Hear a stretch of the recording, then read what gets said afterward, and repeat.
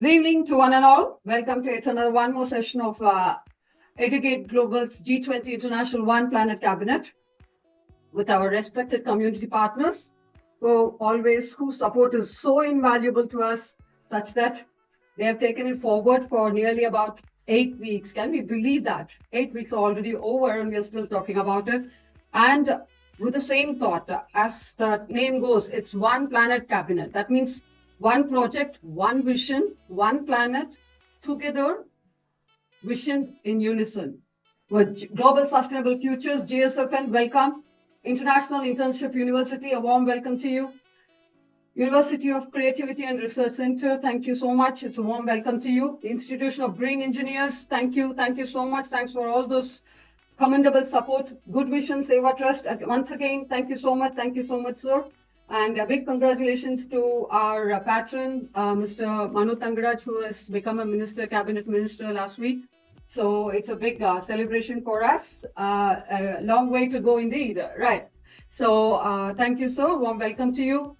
And IGN Global, a warm welcome to you. Amity University Dubai, Sairam Group, welcome. Warm welcome to you. Eshwari College of Engineering, Sairam Group of Institutions, Dr. MGR Education Research Institute, Sairam Institute, Sairam Engineering College, Trichinopoli, St. Xavier's Engineering College, Eshwar Engineering College, Jeanne Institute of Engineering, GRACIAS Legacy Foundation, and it's a Global Futures Foundation for Peace and Hope, Greenbrigade, and last but not the least, the Universal Human Values. Thank you so much. A big congratulations to all our community partners who have stood with us thread by thread, brick by brick, to take it forward to this 9th week of G21 Planet Cabinet. Well, every week, what are we talking about? That's what we should know. We have been talking about sustainable goals. I think the whole world is talking about sustainable goals, isn't it? So these sustainable developmental goals, or otherwise known as global goals, are adopted by United Nations in 2015. And as a universal call to the nation to end poverty and to protect the planet and to ensure by 2030, all people should enjoy peace and prosperity. So the 17 SDG goals are integrated. They recognize that action in one area will affect the outcomes of other. That's why we call it as integrated, interrelated developmental goals that would balance social, economic, environmental sustainability. So the countries are committed to prioritize the progress for those who are farthest behind. So we call them as in tags vulnerable countries, those who are underprivileged. So many tags are going behind. But what have we done for them? That's what is the big question that we are trying to answer here. So the SDGs are designed to end poverty, hunger, AIDS, discrimination against women and girls, etc., etc., etc. And the creativity, know-how, the technological, and the financial resources from all societies is necessary to achieve these SDG goals in every context. So these are none other than a collection of the ambitious interrelated targets that aim to tackle some of the world's most pressing challenges, including poverty, inequality, climate change, and environmental degradation. These are designed to be universal, meaning that they apply to all countries, all people, regardless of the level of development. So what have we done to it, and what has this platform done to that? Is that we have got our vision as the 5 P's of the Sustainable Developmental Goal, that we are talking about people, prosperity, peace, partnership, and planet. To achieve them, we create a planet. For that creation, we will collaborate with people. When you collaborate with people, we try to contribute with the partnership such that we bring a change in the prosperity, and so that our communities will have a pathways ahead. So this is what the whole vision of it's a G20 International One Planet Cabinet vision is all about. When we talk about mission, that it's all 17 SDG goals which are connected to it with people, partnership, peace, and prosperity, and planet, such that we are taking it forward week after week. So that for a development intervention to be sustainable, it needs to take into the account that the socio-economic and the ecological consequences will generate and lead to a conscious choice of terms of trade, off, and spends of its creates. That means the repercussions or the results or the outcomes that we're talking about. for a development intervention to be a sustainable one, the decision makers involved need to consider to what extent it is developed. That's the first evaluation. So then when it is developed, to what extent it is owned by people, and to what extent it is carried forward in partnerships, including the people who will live with that, with the consequences. That means it's not only black and white, it is also happening. That's what we're looking at. So moving ahead, on this note, we have been meeting week after week, talking about sustainable goals. So on that note, with that ideation today, that is 4th of May, we are talking about international taxation, trade and investment, export and imports, where our presidency is reform, reshape, restructure, reconstitute the international trade fabric and the international tax architecture. That means on that note, we have different pointers of deliberations which are going to be carried forward as tax in the environment, tax certainty and the process with carbon pricing, base erosion and profit sharing, that is BEPS, Global Forum on Transparency and Exchange of Information for Tax Purposes, addressing the tax exchanges or the challenges arising from the digitalization of the economy and the green finance for sustainable solutions. This is what our speakers are ready to deliberate today. On that deliberations, the most key takeaways could be that international taxation plays a crucial role in influencing the international trade and investment in terms of tax policies, including customs, duties, export taxes, tax incentives, anything that can impact the attractiveness of the country, of a region for an international investment and the export. So these policies directly affect the competitiveness of the country's exports and the cost of the imports and the overall investment climate.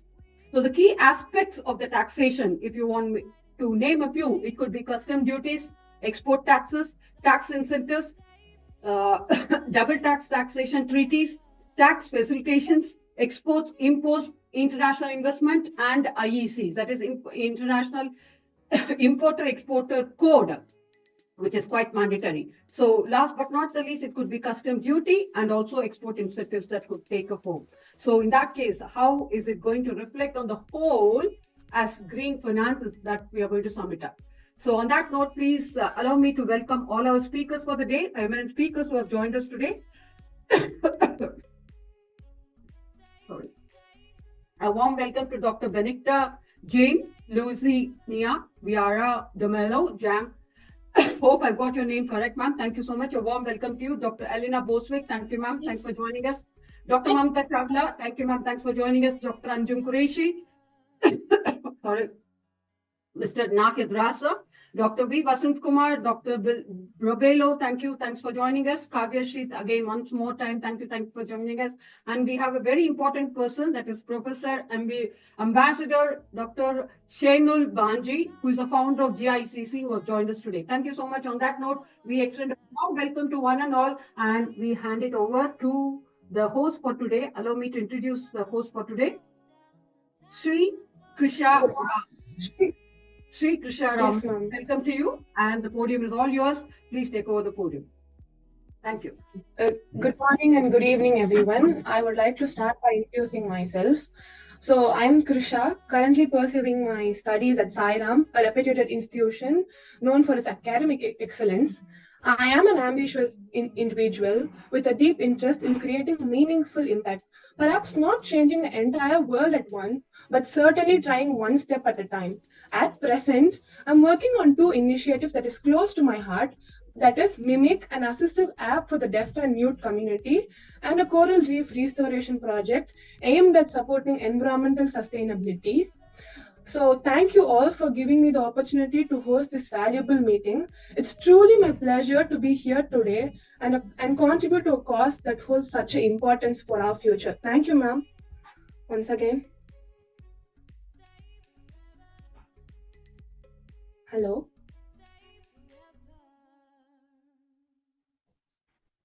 Hello. Yeah, I'm muted. I'm sorry. We missed in the mention Reverend Godfrey Vyamuka. A warm welcome to you, sir. Thank you. Thank you so much. And we'll start with Professor Dr. Benedicta. Hope that's fine. Yes. Krisha, you can introduce the first speaker. It is with great honor that we extend our invitation to Her Excellence Professor Ambassador MBA Shainul Banerjee, PhD, a distinguished. Yes, sorry, Sri Krishna, she will be joining late. Okay, ma'am. It's Dr. Benedicta. Okay, ma'am. Yeah.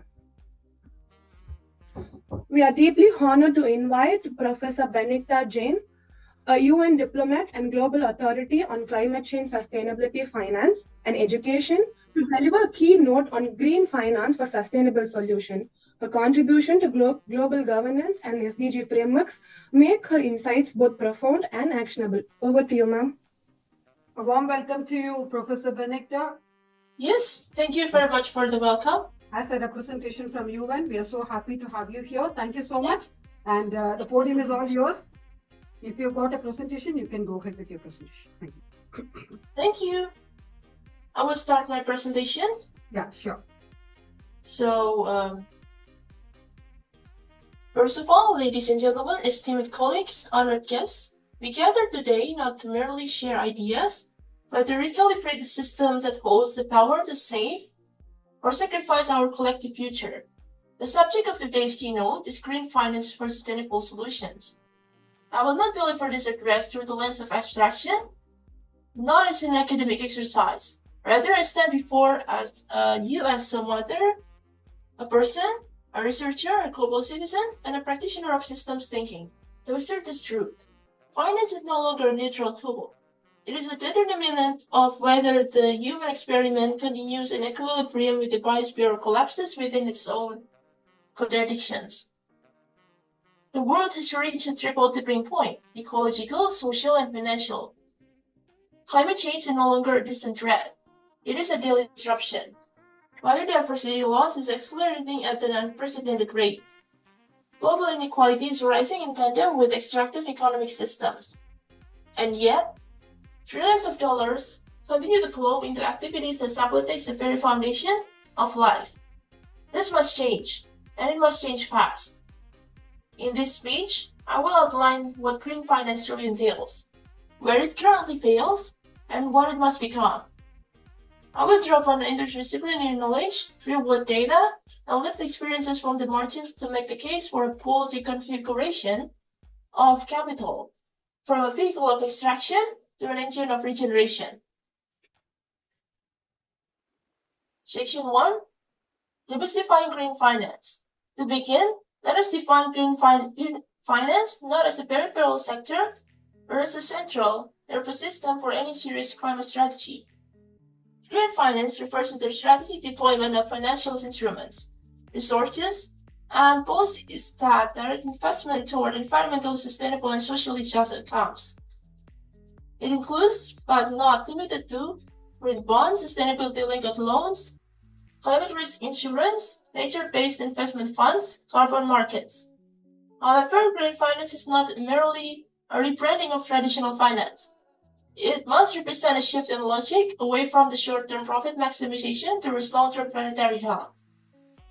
It is not about reducing risk to assets alone. It is about reducing risks to human life. Distinction is critical. We must also recognize that green finance is a deeply political area. Decisions about what qualifies as a green, who sets the standards, and who benefits from green capital flows are shaped by power dynamics, not just algorithms. The growing critique of greenwashing highlights a dangerous gap between rhetoric and reality. To close this gap, we need systems-level thinking, robust governance, and radical transparency. Section 2. The false comfort of financial risk models. Mainstream financial institutions often treat environmental degradation as an externality. But in this framework, we define risk not just in financial volatility, but in ecological instability. When a mangrove forest is bulldozed, when glaciers recede, when oceans acidify, we are not witnessing isolated incidents. We are witnessing risk materializing in slow motion. The traditional risk-return calculus is flawed because it operates on temporal and spatial blenders. It discounts future damage. It ignores system-wide thresholds. It misprices nature. Let me be direct, climate change is not a risk to be managed. It is a reality that must reshape the foundation of financial decision-making. Financial models must integrate climate science. Monetary policy must be guided by carbon budgets. Investment strategies must be aligned with planetary boundaries. A report by the Network for Greening the Financial System, NGFS, confirms that climate-related financial risks are systemic and non-linear. They can trigger asset repricing, credit defaults, and cascading failures.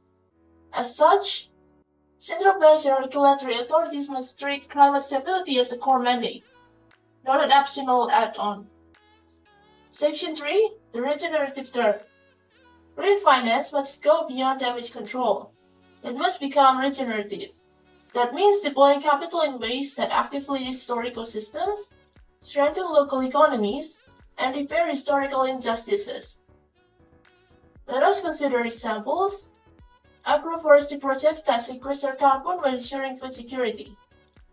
Renewable energy cooperatives owned by communities. Blue carbon initiatives that protect coastal wastelands and livelihoods. Urban retrofits that combine energy efficiency with affordable housing. The regenerative economy is not a utopian vision. It is emerging through new instruments like debt for nature swaps, impact bonds, and blended finance. Mechanisms that pool public and private funds for shared outcomes. The future belongs to those who finance not just sustainability but regeneration, who treat nature capital as a real capital, who redefine ROI as a return on integrity. Section 4. Power, Access, and Decolonization. Despite the promise of green finance, a stark reality remains. The flows are unjust. Over 70% of climate finance is still concentrated in high-income countries.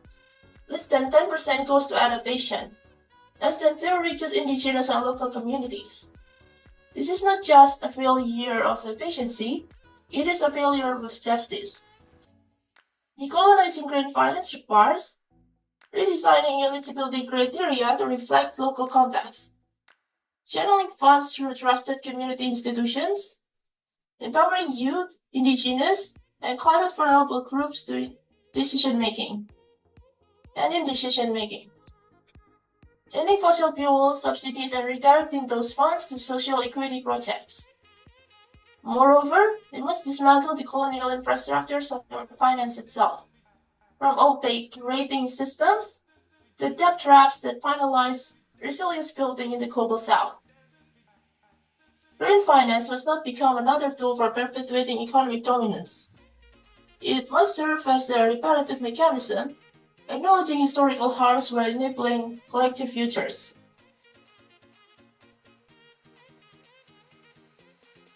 Section 5. Education, literacy, and institutional reform. Finance is a complex matter by design, but this opacity serves entrenched interests.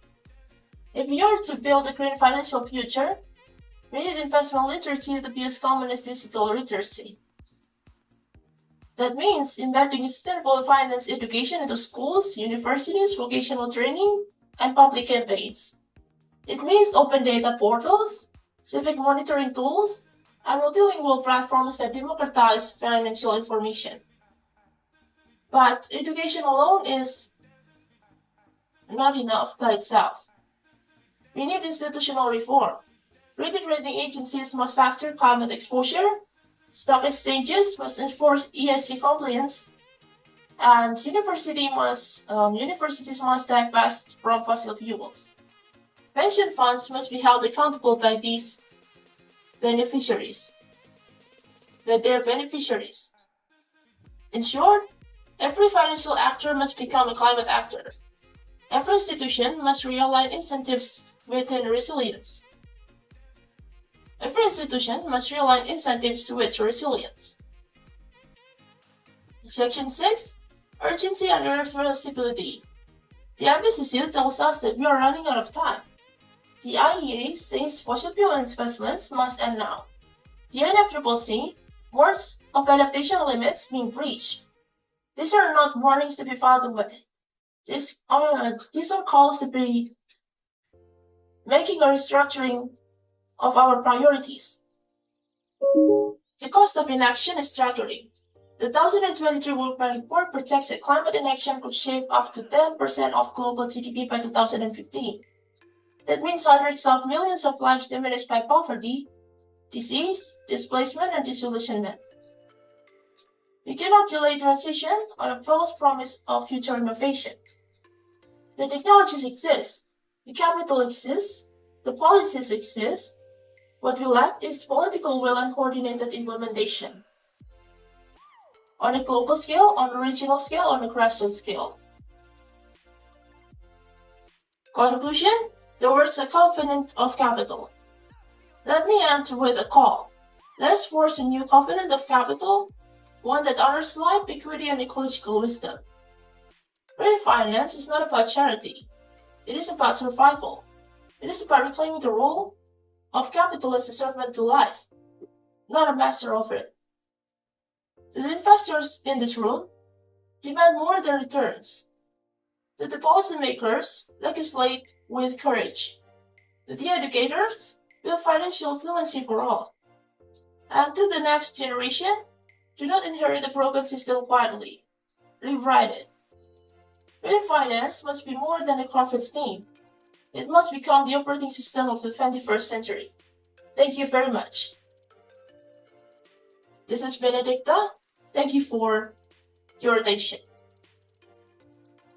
Thank you, Dr. Benedicta. That is a quite insightful deliverance, quite indeed. So I would request Dr. Vicentina Williams to take over the summary. Thank you.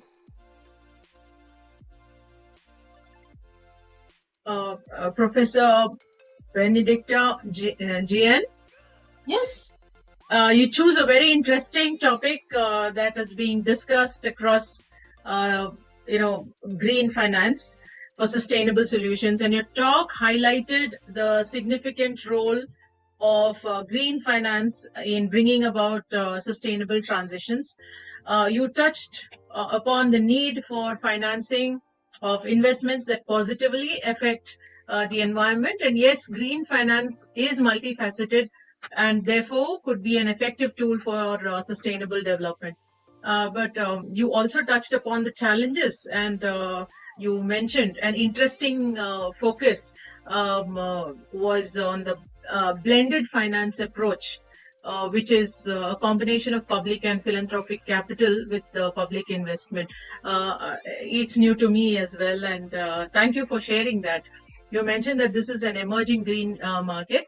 You also rightly mentioned that there should be some robust verification required. And there are always two faces to a coin, and that is very right. And while citing relevant sections under the green finance, you mentioned how solutions can be provided. That was very interesting. You have done a lot of research on this. It was very much visible in the way you were presenting your talk. Thank you so much. Yeah, thank you so much for your comments and your insights on my presentation. Thank you. Thank you. Thank you. First of all, thanks to you, Dr. Benedicta, for being a UN diplomat, taking part in this session. Some highlights on exactly the green finance, which is to provide financial solutions for sustainable projects and initiatives that will benefit the environment. We have already taken note of your green finance instruments, green bonds, green loans, sustainability that we're talking about, with increased investment, job creation with environmental impact, thereby not compromising on the challenges which come up with scalability, standardization, and the risk management, which will definitely pave way for when you have a challenge, we always have an opportunity there. So paying opportunities like green finance initiatives on renewable energy, energy efficiency, and sustainable infrastructure. Definitely, by providing the financial solutions for sustainable projects on green finance play a crucial role in promoting the environmental friendly initiatives and supporting the low carbon economy. Thank you so much, Dr. Benedicta. It was a wonderful start indeed. On that note, it's my duty to place a humble request with all the speakers Your time is 10 minutes, and we would really, really appreciate if you keep on to your 10 minutes. That will really help quite a lot for all the other speakers who are coming down the lane towards the end, because it happens that we become so drained out and so tired, and we are no more fresh to hear it from them. But still, they should be given the fairness of being there on this platform and heard very properly. Thank you so much. On that note, it's again over to Sri Krisharam. It is a true privilege to welcome Dr. Jelena Bošković, a highly respected geneticist and esteemed university professor, to speak on the green finance for sustainable solution. With decades of contribution to science and education, her work has been published in numerous encyclopedias and monographs in the Republic of Siberia and internationally. A recipient of 3 honorary doctorates and multiple accolades for her outstanding service to higher education and scientific advancement. She continues to inspire generations. We now invite you to take over and share your valuable insights, ma'am. Welcome, Dr. Jelena. Hope you're fine. The podium is all yours. You've got a presentation to share? Yes, you can. Thank you very much. Good morning, good day, good evening. Good evening, please. I'm a problem laptop. Good morning, good day, good evening, respected Dr. Srividhya Sukumar, scientist, university professor, expert, ladies and gentlemen. I especially thanks for the invitation, Dr. Srividhya Sukumar, to the guest speaker and sending my warm regards to the organization of this important topic: international taxation, trade, investment, export, import, taxation, trade, investment, export, import. My pointer is today. Please. My pointer of deliberation are as following: 6 green finance for sustainable solution. Before I begin my lecture, I must emphasize the exponential dynamism of all this virtual conference, which largely depends on our successful moderator, Dr. Srividhya Sukumar, an intellectual who established control over the course of the conference events and directed that depending on the requirement of the topic, but also on her own expanded moderator skill. The X factor largely responsible for the experience of the events and the moderator who leads the events in a very interesting tone. Excellent preparation and true research are the main characteristics of every successful speaker, and knowledge on the topic they need to talk about or discuss with the conference participant. Eloquent moderator promote interaction among conference participants, which is the case with this interesting virtual conference. I'm honored to be part of this virtual international conference and to be given the opportunity to permanently learn about various scientific fields. Thank you very much for your trust. My lecture today: the green bond market as a driving force for the development of the green economy concept in developing countries. My lecture analyzes green bond as sources of financing for green projects and discussing the possibility of developing the market in developing countries. The fact that green bonds are relatively new form of financing thanks to the issue in climate events or investigator, the market has experienced enormous growth in recent years. However, the growth of the green bond market in developing countries is still in its infancy. The goal of the theoretical approach to the green bond market is to identify key development actors and barriers that prevent development countries from using the new sources of financing for green economy. The lack of appropriate institutional agreement for managing green bonds, minimum issuance size, and high transition costs are key obstacles to the development of this market in developing countries. In order to cope with the challenge, in this lecture, I will propose the use of multilateral and national development banks as an extra-mediatory institution for local management of green bonds. For better understanding of green bonds, the lecture will provide the basic theoretical background of green finance. Is important my lecture, green finance, green bond market, green economy, developing countries.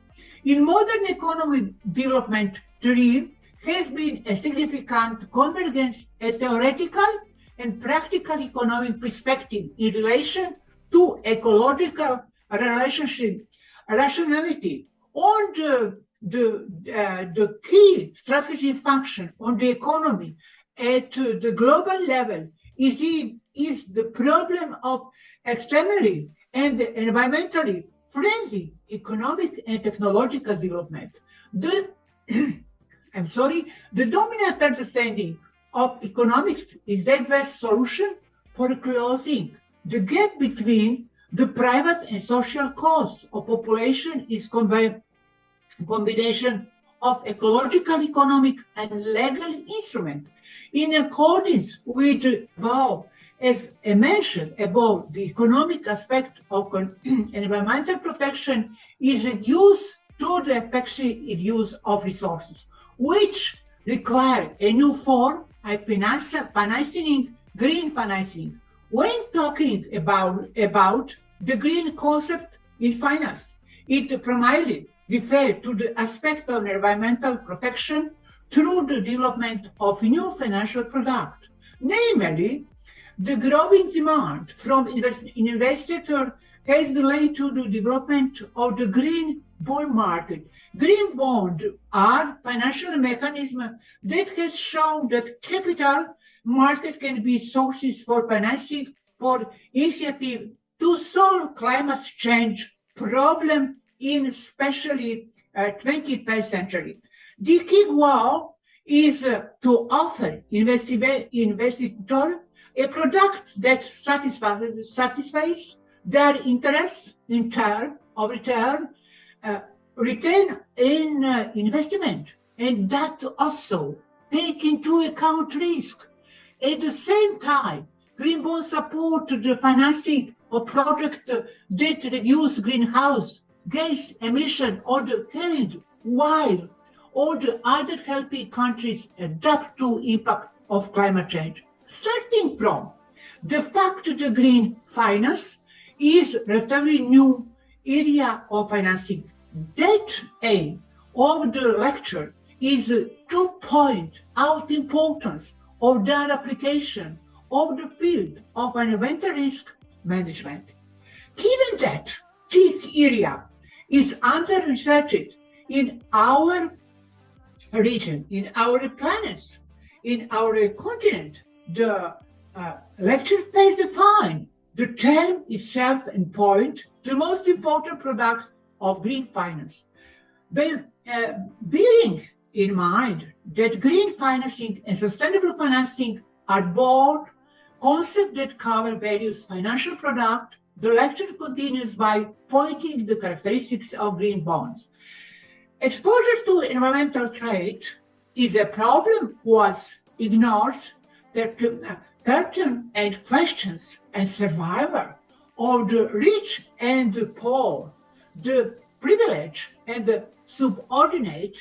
The alarming nature of the issue represents the greatest challenges for the future of humanity and imposes the need for solution global level, not only the national level in individual country. However, the transition to low emission economy requires significant investment from both the public and private sector.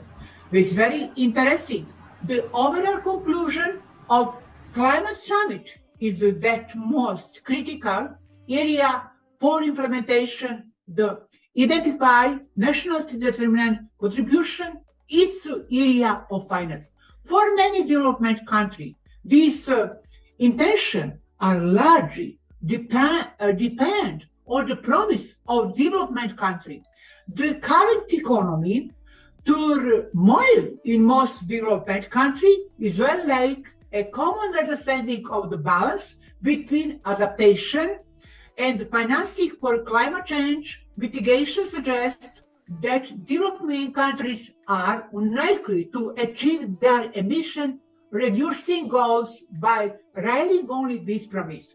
This means that the introduction of the concept of green finance in developing countries is inevitable. When talking about the green concept in finance, it primarily refers in the accept of environmental protection through the development of a new financial product. Namely, growth investor demand has led to the development of green bond market. The term green bonds refer to bond produced are used to finance projects that do not harm the environmental, renewable energy sources, water, energy efficiency, bioenergy, energy, and low carbon transport. For the purpose of this, my lecture, as green bond is defined as a fixed income financial instrument for raising capital and financing green project. Green bond can be scheme experiment that shown that capital market sources financial for initiative to address climate change problem as such great importance for the investor and the policymaker in green finance. Starting from the fact the green finance is a relatively new area of finance that has defined the concept of green finance, given that green finance and sustainable finance are broad concepts converting variety of financial products that begin with an analysis of the green bond market. Special emphasis is placed on the key drivers and barrier and prevalent development country from typing on this new path-grown source of green economy finance. The lecture concluded with policy recommendation. I will help in development country overcome this barrier. What is concept green finance? In recent years, there has been a widespread public recognition in the world, in the global finance system, should activity contribute to the sustainable development, driving by the scale, in the urgency, on the need to finance sustainable development, the concept of green finance has become increasingly prominent around the world. Green finance is future-oriented on the aim to develop the financial industry, improve the environment, achieve sustainable economic development, or to go to term green finance increasingly used globally. It does not have universally agreed definition. In 2016, the G20 Green Finance Study Group described green finance as financing investment that provides environmental benefits in the broader context of sustainable environmental development. All of this including definition at the level of financial instrument, green ETFs or green bonds, and financial market, subsector, green insurance or green banking. One test author to all the infrastructure transparency is scientist scheme, not as a key, seeing green financing concept that combine the field finance and business with environmental behavior. More specifically in intersection between the finance sector and environmental and economic development, direct the operation of financial institutions toward the creation green product and service. Is interesting green bond market is a special the first multilateral development institution to issue 1 billion bond in 2007 was the European Investment Bank, as later World Bank issued second green bond finance climate project mitigation and adaptation. However, during the 2008 finance crisis investigator, president environmental project and risk and profitability interest green bond decline. Green bond principal Capital Market Association International, USA is a finance green economy. European Bank and for Reconstruction and Development, EBRD, the 2025 Team Paris Agreement provide for new trend green financing, more the climate bonds initiative. It's 2017 multi-global supply green bonds.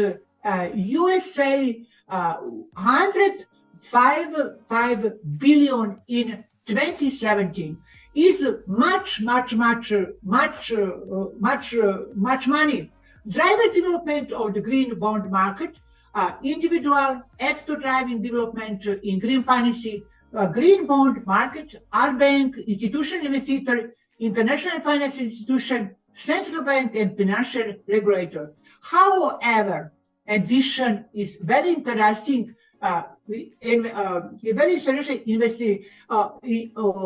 Investigation scientists rank namely results in study show strong correlation between yield and maturity attention. Much institution in the world problem greenhouse recommendation conclusion today my lecture. Green bond channel finance toward low carbon expenditure, while company and local government in development and emerging country increasingly bond number institution and market barrier prevalent development country from repaying their full benefits is a very important financial support development country. Finally, the relative lack of academic literature on green finance and green financial products, especially green bonds, was challenged the author in capitalizing the series within a theoretical framework. Republic of Serbia is well based in some future research in this area. Is very interesting green finance different institutions in the world. Thank you very much. Thank you very much.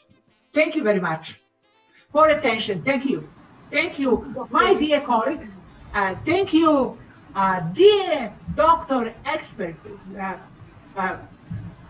Srividhya, in intellectual special woman. Thank you very much. Thank you very much. My colleague, university professor, expert, scientist, business people. Thank you very much. And our students in the world. Thank you. Thank you. Thank you, Dr. Jelena. Thank you so much. It's always wonderful having you. May I request Dr. Tanuja ma'am to summarize Dr. Jelena, please. Thank you. Ma'am, you're muted. Thank you very much, my dear. Thank you. You're welcome. Tanuja ma'am, you're muted. Tanuja ma'am, you're muted.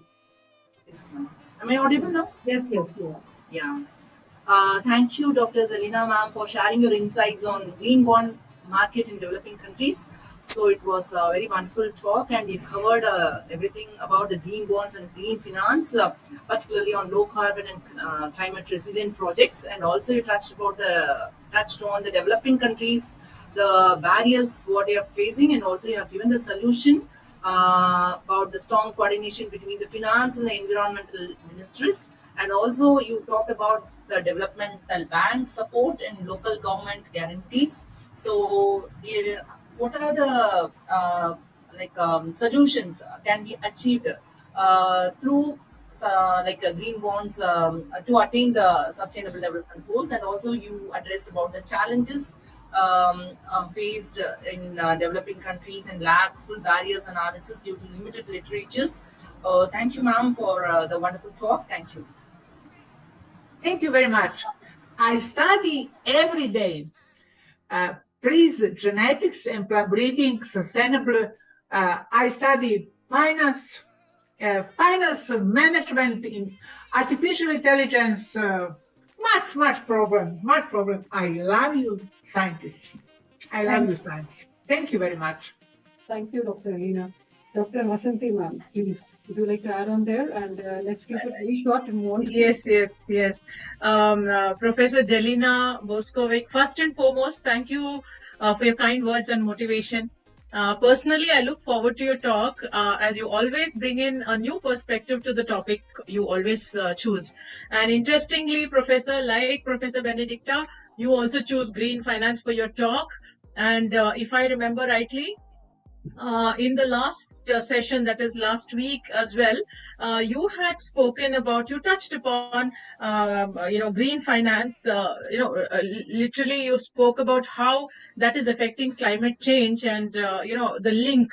That was very interesting. I found your talk last week also very interesting. And as you said, it is future oriented, very clearly explained and justified. I also feel, your suggestion. I just saw your, write-up, your abstract. You suggested to the Republic of Serbia in a very justified manner, and I feel that this could be addressed to other countries as well. Thank you so much for sharing your knowledge. Thank you so much. Thank you very much. Thank you. I study finance in the world. Globalization is problem much. Resources problem. Thank you very much, my dear colleague. Thank you. Thank you, Dr. Elena. But challenges are always welcome because they bring opportunities for people. So definitely let it be there. You are all my scientific team and education team. Thank you, Dr. Elena. Thank you so much. Over to Ms. Krisha. Please to welcome the next speaker, Dr. Roberto. We are honored to invite Dr. Delita Ribeiro-Brazil, postdoctoral researcher in law, to speak on tax in the environment. Dr. Ribeiro-Brazil holds a PhD in law and is a professor in undergraduate and graduate law programs at the University of Eterna and St. Augustine Law College. His expertise in legal aspects of environmental taxation will offer valuable insights into the intersection of tax law and environmental sustainability. His academic contributions and research in law provide a critical framework for understanding the role of taxation in environmental protection. Dr. Delton Ribeiro-Brazil, we now invite you to take over and share your valuable insights. Welcome, sir. Thank you very much. And I would like to give my greetings to you all, and especially to Dr. Sukumar for the very kind invitation. I have a PowerPoint to share. I'll be sharing. Sharing option is open. Your screen is loading, doctor. We are able to view the screen actually. Maybe you need to go on to the presentation mode. Oh, thank you very much. Well, my topic today, I start my count. The topic today, it's about the tax in the environment, a tool for sustainability and accountability. Well, making an introduction, we can see that environmental taxation plays an important role in shaping a sustainable economy. By taxing harmful environmental practices, governments aim to internalize negative externalities. And a conceptual foundation, we have that environmental taxes are designed to make polluters accountable for the harm they cause. They reflect the hidden environmental costs that are not captured by market prices. And the key principle is polluter pays. And the objective is to redirect economic activity toward sustainability and innovation.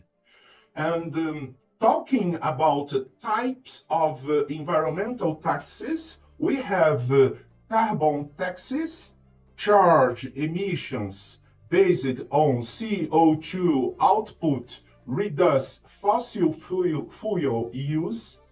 We have energy taxes applied to electricity, fuel, gas, promote energy efficiency, and vehicle taxes encourage use of low emission or electrical vehicles.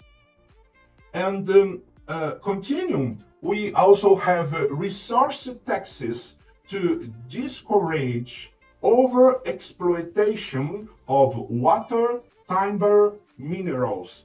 And we have pollution waste taxes to penalize the discharge of waste or hazardous substances.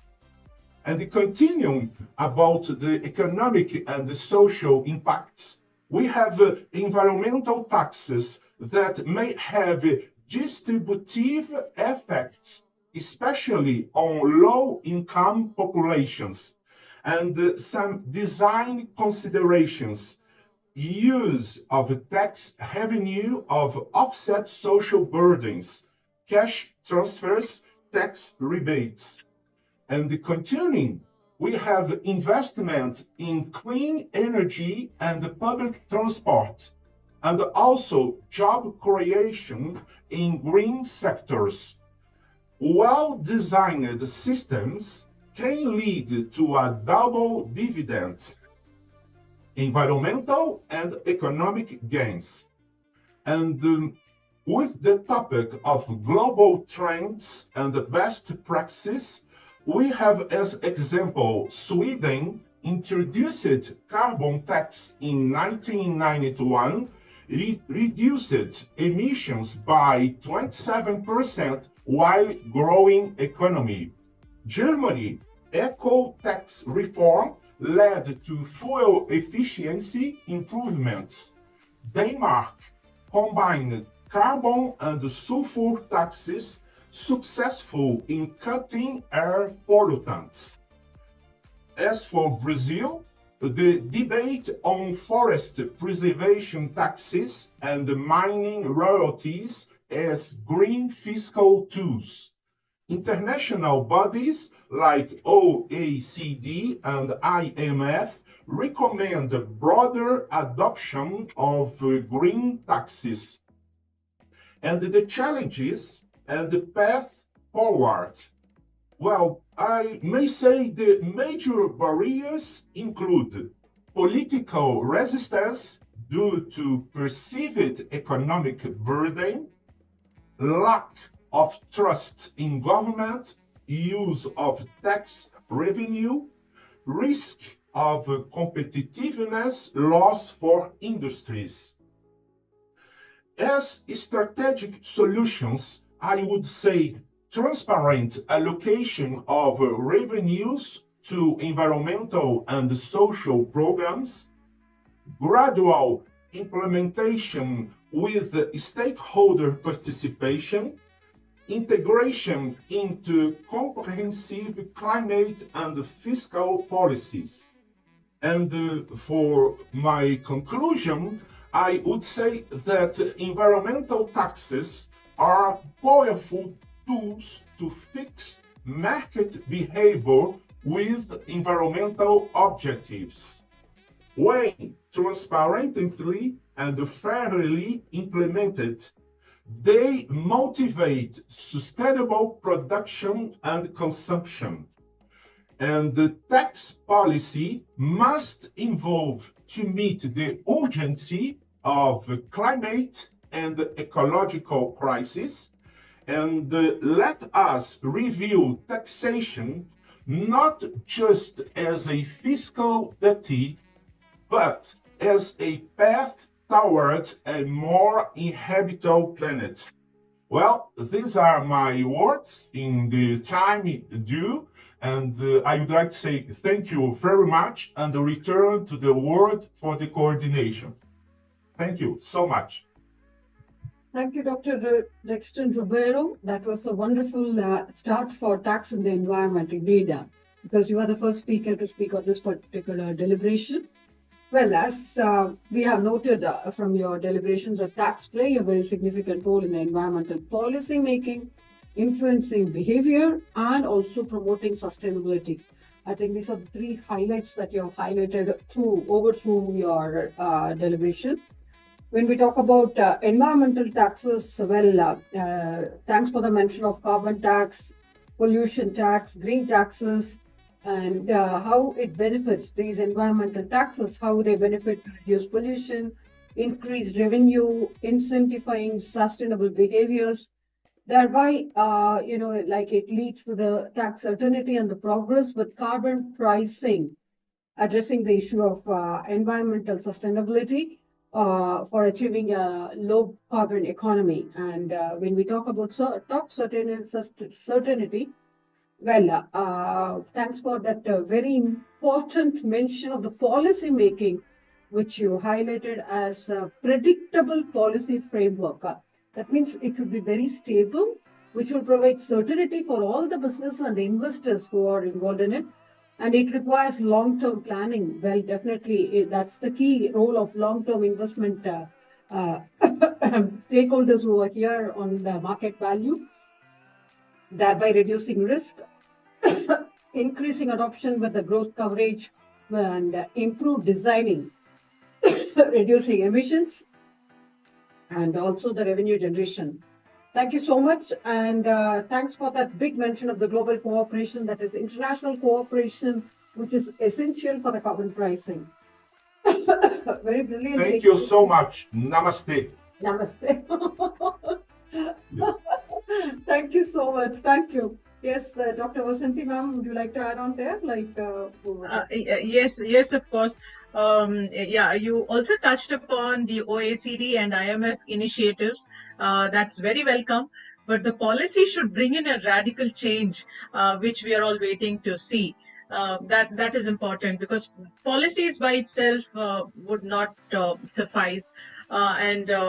As you mentioned, there should be some punitive measures. Like you said, that there should be tax on pollution, carbon emission. Just to add on, I was in one of the discussions earlier in another platform. This was an academic gathering, and there was a debate on a similar topic. While some mentioned that this could help, there were a lot of discussions about how this could only help the government get in more taxes, because the big conglomerates would not bother about paying. They are looking at profitability, and they can afford to pay taxes, and it would be the small businesses that would actually get affected. In one of the sessions, one of the initial sessions where I just spoke impromptu, I was given a chance at that time to speak. I had just mentioned through the research that I went through, I was observant of companies which really wanted to follow the norms, and it was mentioned that it was quite expensive for them to follow these norms. So that is the reason why many companies are not looking at following they're not looking into all this, because carbon footprints was there more than 20-25 years ago, but that did not sustain, because it did not not everybody took it from the same perspective. But you drew in a lot of, I agree with your suggestions, sir, but I just shared my thoughts. Thank you so much for sharing your knowledge. Thank you so much. Namaste. Namaste. Thank you. We have just one planet as our compass, yes, and I believe there is still time to save our planet Earth. And yes, this Congress has the special topic to make reflections about it. We can save our planet if you want. Very true, sir.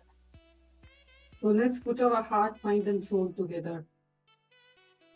Sure. Thank you, sir. Thank you. So over to Ms. Srividhya to welcome the next speaker. We are now pleased to invite Dr. R. Padmapriya, Head of the Department of Commerce, Dr. MGR Educational and Research Institute, to speak on tax in environment. Dr. Padmapriya has extensive expertise in income tax, business taxation, and accounting, has published research in international journals, and presented papers at global conferences. Her work on taxation and financial management will provide a comprehensive analysis of the role of tax policies in promoting environmental sustainability. Her academic leadership and international publications provide a comprehensive outlook on environmental tax policy and also sustainability. Ma'am, we now invite you to take over and share your invaluable insights. Namaste and good evening to all present here. It is a warm welcome. It is my privilege to deliver a topic, and before I honor and thank to this better opportunity to deliver on this. And before I started this, Dr. Dilip sir explained the tax system and the tax environment towards how it has been impacts to our country. And ma'am said it is right. It is what the features has been made changes over in the tax system. So on this note, I'll start this pen. And on the environmental taxes, is there any possibility that you can increase your voice, your volume control? Now it is okay, ma'am? Yeah. Yeah, thank you. And the tax, usually the tax environment is relied on the activity based on the goods. It has been totally, it's a negative impacts on to aiming to reduce the pollution and promote the environmental friendly practice. It has been internalized to the cost of environmental demands and making this policy to responsible to their actions. And it has been used to generate the revenue to the environmental protection to incentive the concern and the technology and the environmental of the sustainable development. On the international translation refers to the rules which has been governed how the income, the profit and asset when were cross the border of elements involved. It has been the keynote to the domestic laws applied to the non-resident, the earning the income in the country. The terms of this aim comprise of arrays of different types of taxes and internalize the negative and environmental externalization. The promotes of sustainable development, the support environmental preservations and generate the revenues, specifically on the environmental taxation can be divided in the most 4 categories, which has been in the sir has been listed. The energy taxation, it is towards the type of the eco taxes and energy taxes, which has been varies greatly when can be led on the production and the distribution and consumption of the energy resources. And as if we go with the taxation on transports, it is mostly notable to tax globally in the transport taxes. And tax has been arranged being implied on the airplanes tickets and car purchase, even the motor registration seats. That the transmission fuel are, however, included in the energy taxation. On the resource of the pollution of the taxation, it has been measured emission in air and the water. The management of waste and noise pollutions, it has been, sir, as spoken as carbon taxes. It is successfully the pollution of the plastic, that is on the eco tax and the plastic bag tax. It is in the country you have laid the taxes charges on point of the sales. It can be reduced and it may be reduced in the demand of the bags due to the increase in the cost. On the progressive and the regress on this tax environment, some green tax shift down. The possible have been criticized as feasible, regressive, and to average tax should be decreased in the taxpayer on the income axis. The taxes are negative externalities with the usual entitles the burden on the consumptions. Seems the poor consumptions have more saves and are the investment less to share their income. Any shifting of towards the consumption, it has been progressive. In 2004, research has been the Policy Study Institute. They related on the flat rate of the domestic rubbish, energy, waters, and transport use would have been related in the high impact of the poor households. On the taxing resources of environment of greenhouse gas emission, it is the efficient and effective cabinet in the climate changes. On the global forum on the transparency and the economic of information of taxpayer purpose, in 170 members to promote the transparency and the exchange of information among the jurisdictions to take tax evasion and the improvement complaints. I hope this G20 has developed a roadmap to enhance the cross-border to payments, addressing issues like the high cost and slow speed on the limited process. On this worldwide organization, that is what DOT, the primary goal to ensure the goods and service can be traded between the country, the predictable and the open manner to facilitate the international trades. On this conclusion of the tax environment, we'd highlight the importance of tax policy to promoting the sustainable practice and addressing the environmental challenges. And the taxes, it has been redesigned and internalizing the cost of the pollution and the cost and the cleaner protections.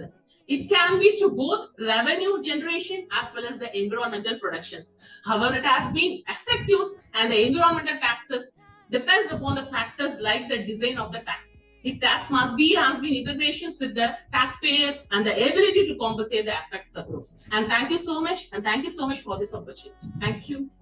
Thank you, Dr. Padmapriya. That was a wonderful note. And thank you. Like you have almost touched all the points. Dr. Vasanthi Rina Williams. Yeah. Yes, Dr. Padmapriya, your focus clearly was on revenue generation by the government, which you feel that this revenue could help in promoting transparency and economic development, especially in developing countries. Thank you so much. Thank you. Yes, Dr. Padmapriya ma'am. Well, on a global forum, we would like to take the main highlight of transparency and the exchange of the information of the tax purposes that you have highlighted is the key thing actually, because all other notes, all other speakers who have spoken before have not highlighted this point of transparency and exchange of information.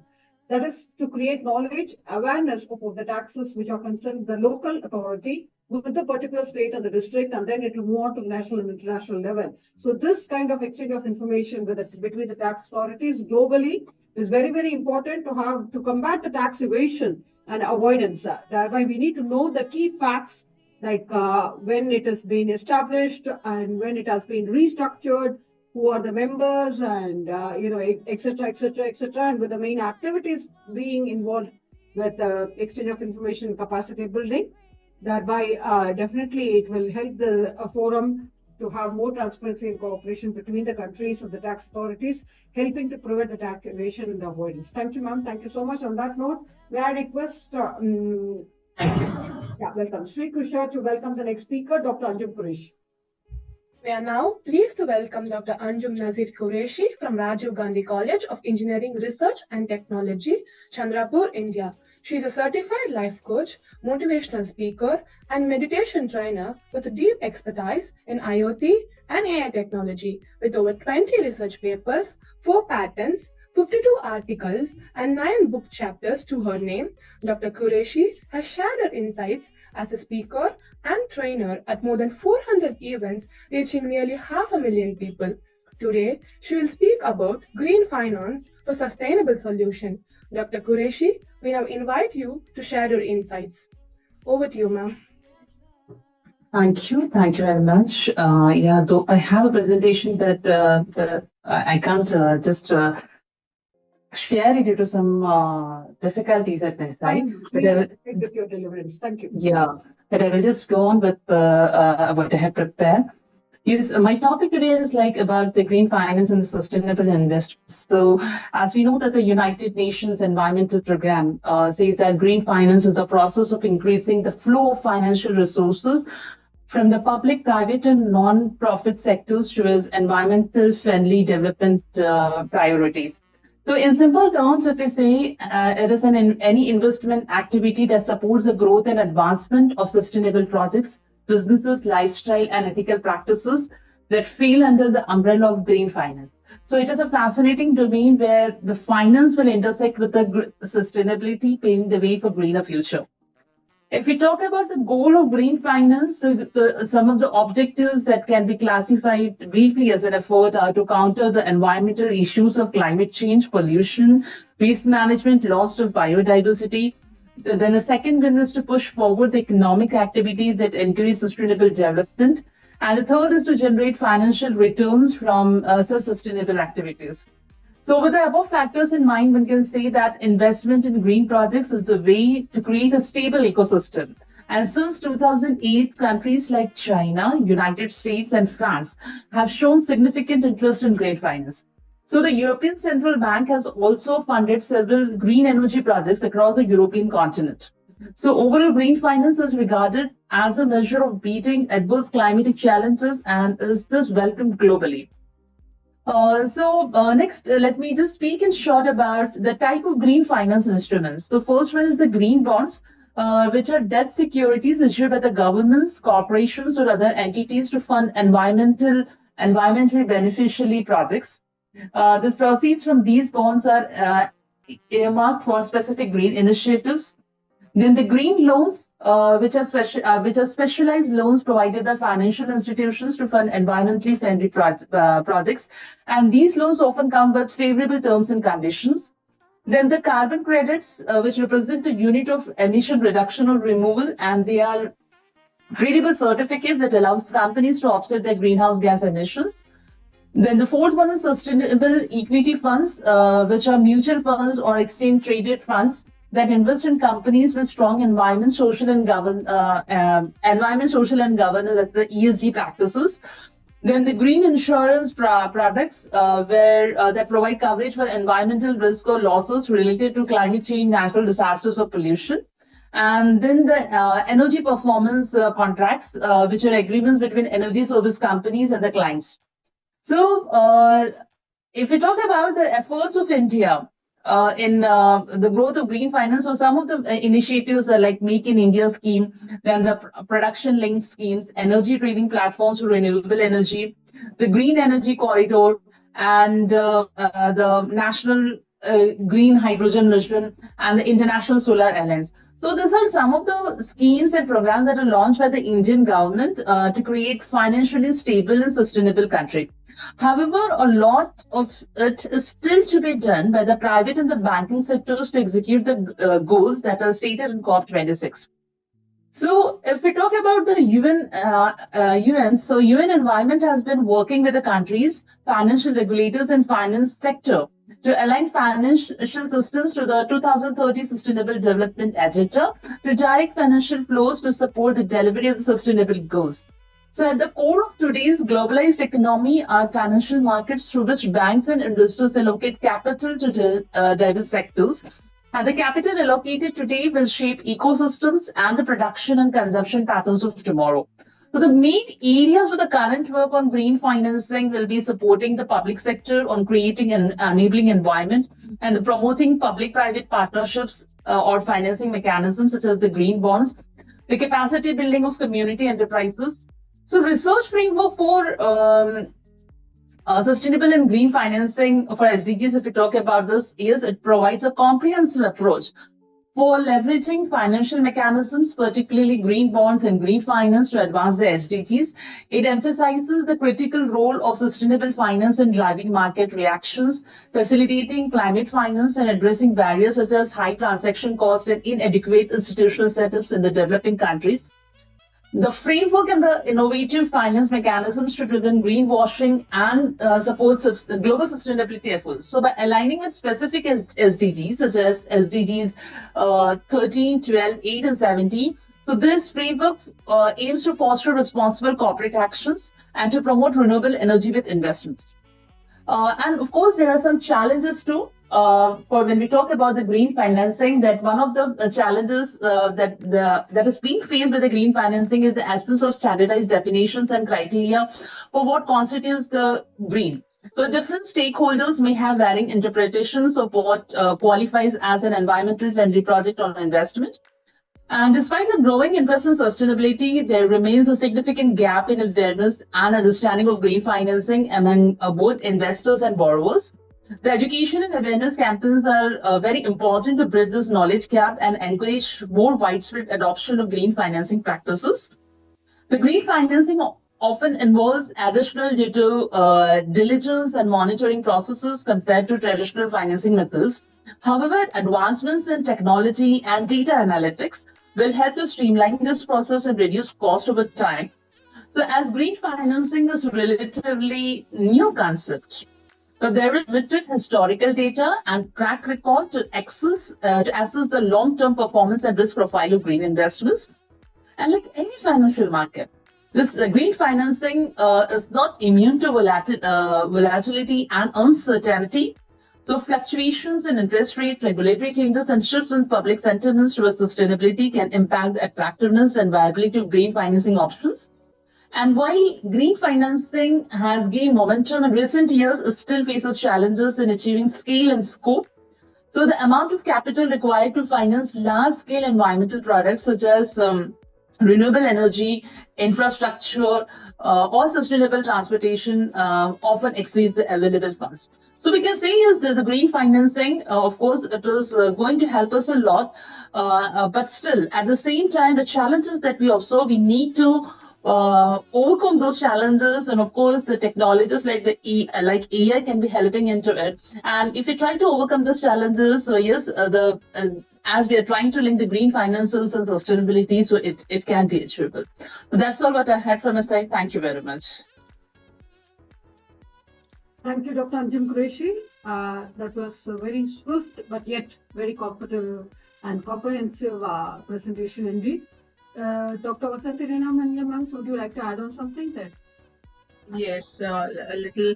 Dr. Anjum Qureshi, you touched upon the green finance, investment in green finance. You justified the need for green finance, financial instruments. You said that they are favorable to the individual and therefore it will help the community. You took a lot of examples of India, the initiatives taken by the Indian government, and you also which was launched, and the necessity to take it forward.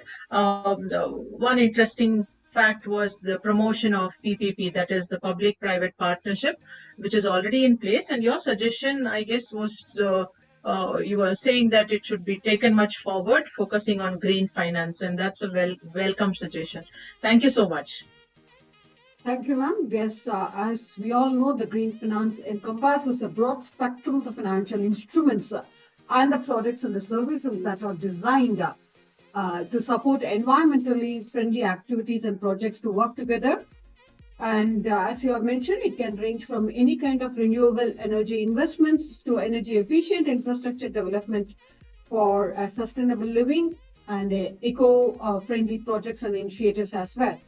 But to align, the underlying principle is that to align the financial resources with the pursuit of more green and sustainable future, it's a task which is involved in it with the green initiatives of green finance, which will definitely serve as a powerful enabler, empowering individuals and business, the governments to make informed choices that positively impact the environment. And it will foster the adoption of the clean technologies, definitely, as you mentioned, encourage resource efficient practices by sharing best practices and sharing knowledge that will facilitate the transition towards a circular economy where the waste is minimized and the resources are reused and recycled. Thank you, ma'am. Thank you so much. That was a very good, very quite impressive, smart, swift presentation indeed. On that note, thank you so much. Thanking Dr. Qureshi. Let's move on to the next speaker to welcome I think it's the students there, if I'm right. Kavyashree, are you ready? Yes. So, Shri Krishna, can we welcome Kavyashree now? Thank you.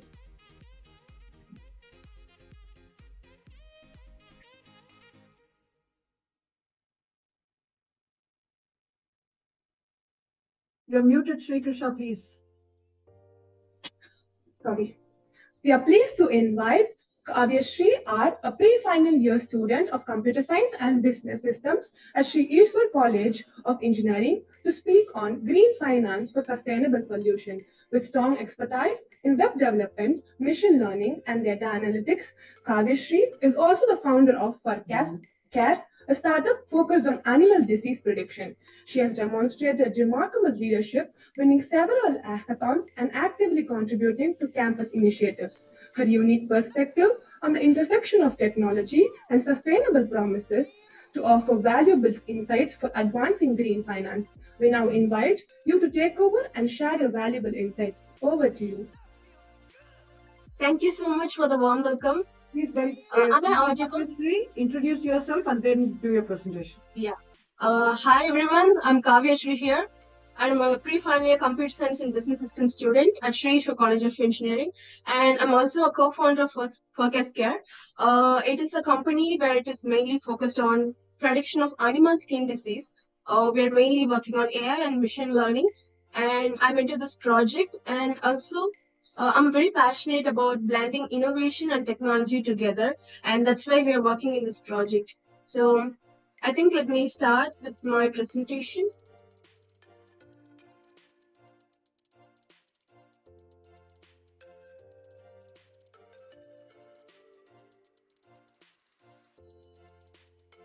So my screen is visible? Yes, dear. Go on to the presentation mode. I think we can start off. Yeah. Yes, First of all, I would like to express my gratitude for my institution and Anjum for organizing this wonderful opportunity for me. So today's topic, I'm going to present about green finance for sustainable solution. So let's get it started. So let me start with how the climate changes have been influenced the world and the ecosystem based on the economic and human activities globally. Climate change is no longer a distant threat, it's in now reality. Now, from the extreme weather change to biodiversity loss, we are in a crisis of climatic changes. So there comes the green finance, and green finance is mainly focused on allocating capital projects and activities that are benefits for environmental such as renewable energy and pollution control. So the role of green finance includes all the elements and activities that are related to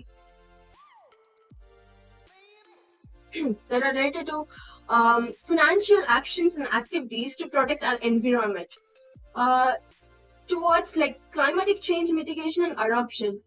In other words, it's like a direction of financial flow towards sustainable and environmental friendly project. It involves public and private blended mechanism also. The evaluation of green finance. Let me start with the early route, how the green finance has been started in concept. The concept of green finance have been emerged from growing the awareness of environmental issue and the need of sustainable development in the late 1980s.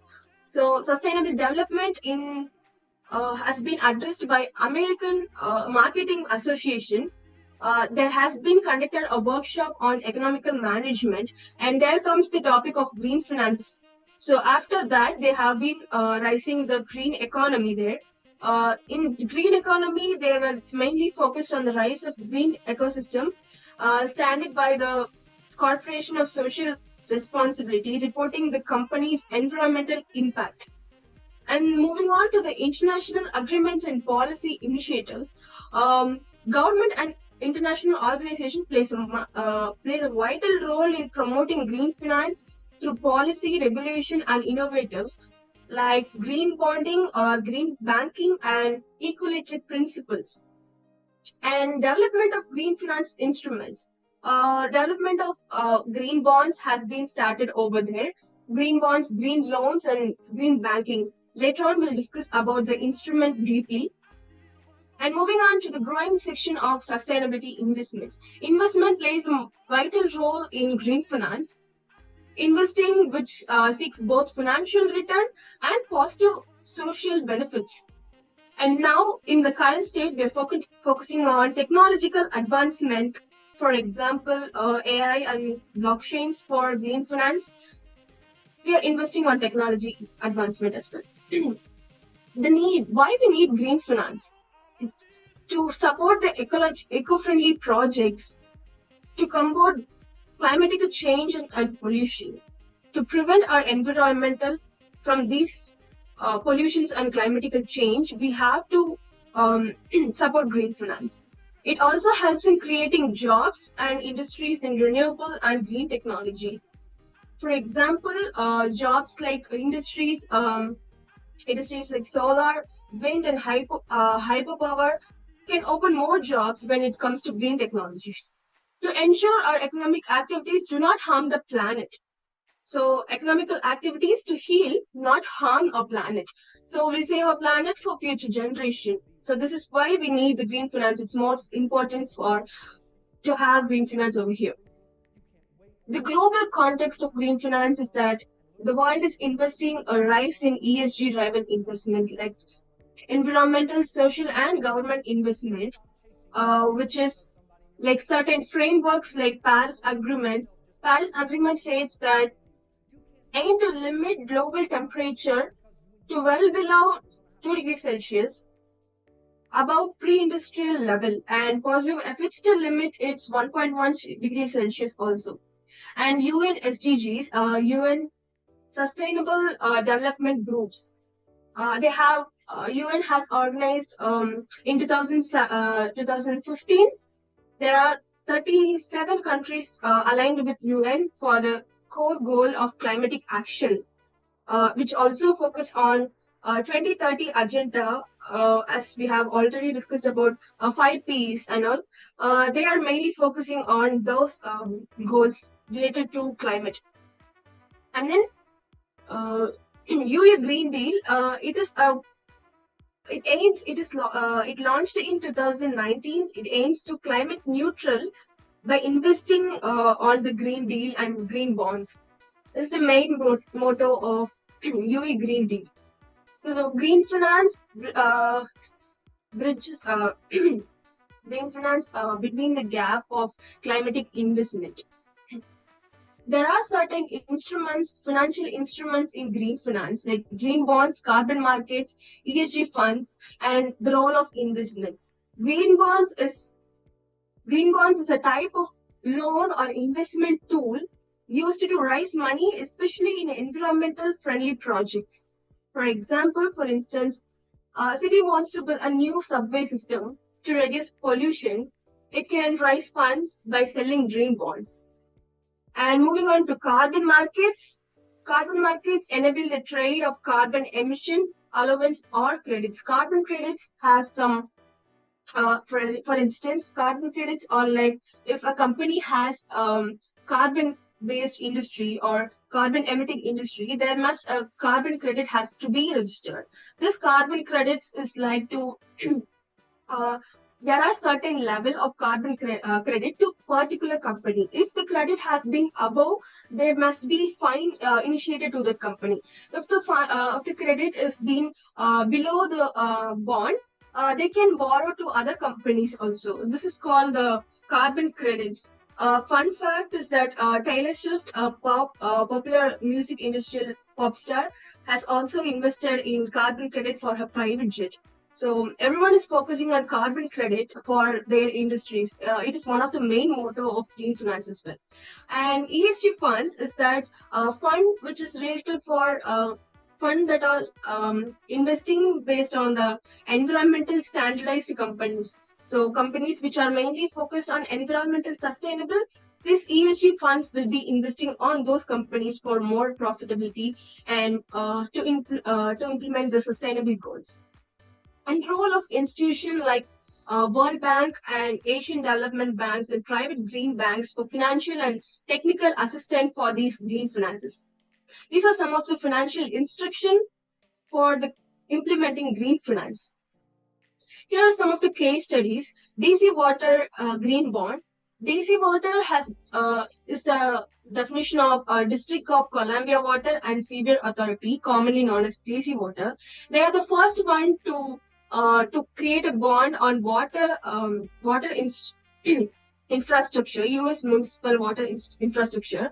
Their main motive is to clean the river water project. They have been working on cleaning the river waters, which also leads in financing. They have generated many money for the river project, issued up to dollar of 350 million for Green River project, and with the benefits of order, what 1.1 billion orders for the Green River project, and also SRI investors contributed $100 million for this project. The next case study is China's green credit policy. China has been launched this green credit policy by the year of 2012, aims to cut loans to polluting industries and to promote green finance. The issue here, the issue faced by this credit policy is poor implementation due to wage rules, weak data, and local protectionism. But some of the success have been implemented also. Jianghu's linked policy, this success of Jianghu lies between the linking of government policy implementation to perform a rationale of local offices. So there has been some downfalls also here. And also Jianghu's linked policy have also made some of the success in this particular credit policy. The next one is EU Sustainable Finance Taxonomy. This taxonomy has been influenced by the year of 2020. Early Adopter is one of the company which is focused on innovation and technological. NL Group pioneering the use of EL taxonomy to the core operations. For example, fuel and windmills, they are focused on that, and which promotes the environmental sustainability as well. High green capex is that capital expenditure has been raised for 68.2% in the year of 2021. Even 1 year after they have been raised 68.2 capital expenditure. They have faced several challenges like evolving the report and late guidances publication and burden the plant level as well. They focused on objectives of environmental taxonomy. So they focused on 6 objectives to build this successful 68.2 capital expenditure. They are like climate change mitigation, climate change adoption, protection of biodiversity and ecosystem, pollution prevention, and transition to circular economy, sustainable use of water and marine resources. These are the objectives followed by the US Sustainable Finance Taxonomy for early adopters company. So here comes the future. I would like to suggest some of the technologies since we are focusing on advanced technologies nowadays. So smart for investing on green finance. With a smarter way, we can implement with climate tech, AI, and blockchain. So it can form a technological implementation for smarter green finance. So, and then we also discussed about PPP is private and public partnership will scale a more impact, and ESG metrics for long-term performance, which will lead to emerging global financial standards. And youth and academia is now Gen Z generation going to lead through the innovation and policy influences for the green capitalism. So green finance is not just an investment in a planet, it's an investment of a future. Thank you. Thank you, Ms. Kavyashree. Wonderful to hear about you, and my best wishes to your endeavor. Also happy to know that you love and your love and concern for animals. Do you have pets at home? No, ma'am, not currently. I had. Okay. Now coming to your presentation, you touched upon the significance of green finance, and with your interest in startup and as an entrepreneur, surely taking interest in green finance is suitable for you.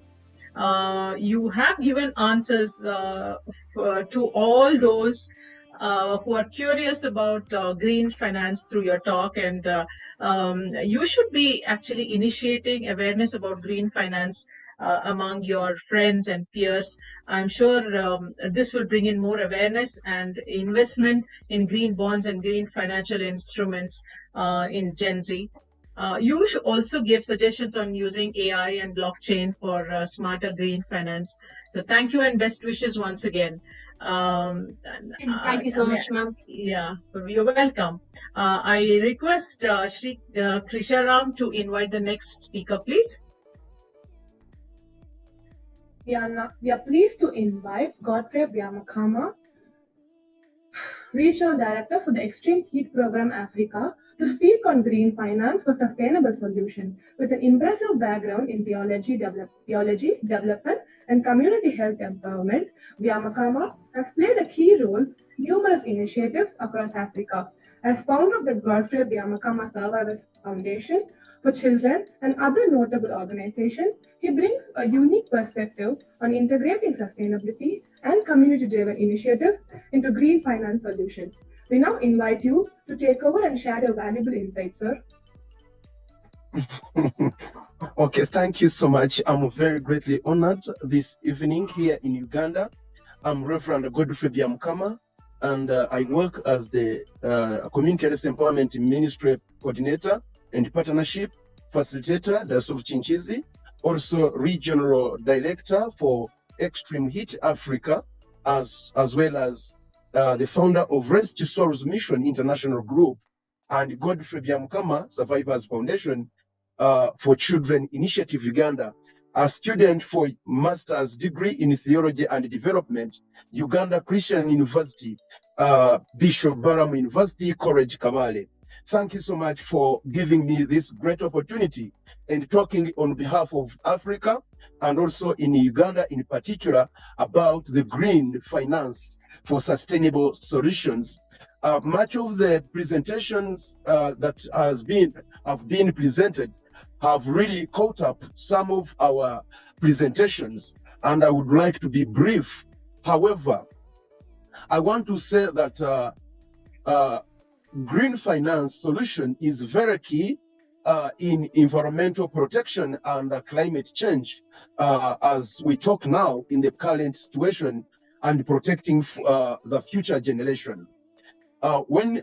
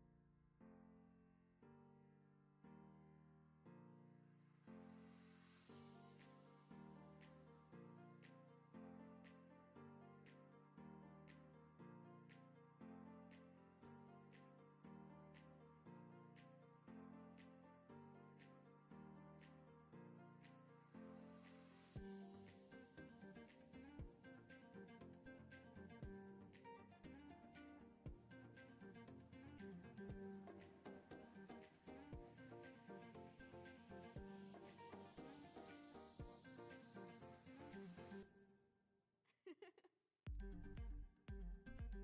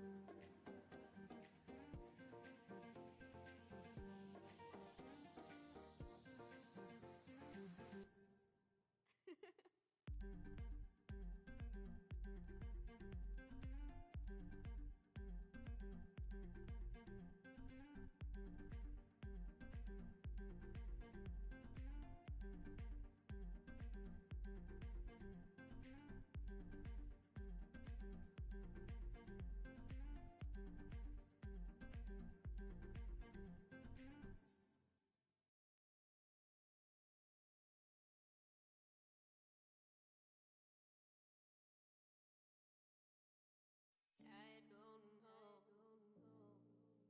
don't know,